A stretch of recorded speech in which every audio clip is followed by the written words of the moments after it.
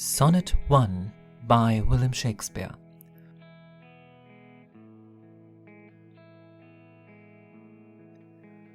From fairest creatures we desire increase, that thereby beauty's rose might never die. But as the riper should by time decease, his tender heir might bear his memory. But thou, contracted to thine own bright eyes, feedest thy light's flame with self-substantial fuel, making a famine where abundance lies. Thyself, thy foe, to thy sweet self too cruel. Thou that art now the world's fresh ornament, and only herald to the gaudy spring, within thine own bud buriest thy content, and tender churl mak'st waste in niggarding. Pity the world, or else this glutton be, to eat the world's due, by the grave and thee. Sonnet 2 by William Shakespeare.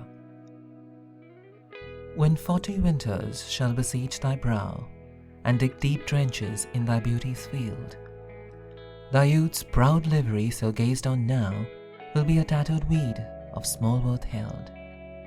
Then being asked where all thy beauty lies, where all the treasure of thy lusty days, to say within thine own deep sunken eyes, were an all-eating shame and thriftless praise. How much more praise deserved thy beauty's use, if thou couldst answer, this fair child of mine shall sum my count and make my old excuse, proving his beauty by succession thine. This were to be new made when thou art old, and see thy blood warm when thou feelest it cold. Sonnet 3 by William Shakespeare. Look in thy glass and tell the face thou viewest. Now is the time that face should form another, whose fresh repair if now thou not renewest, thou dost beguile the world, unbless some mother.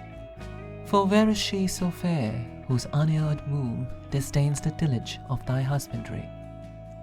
Or who is he so fond who'll be the tomb of his self-love to stop posterity? Thou art thy mother's glass, and she in thee calls back the lovely April of her prime. So thou through windows of thine age shalt see, despite of wrinkles, this thy golden time. But if thou live, remembered not to be, die single, and thine image dies with thee.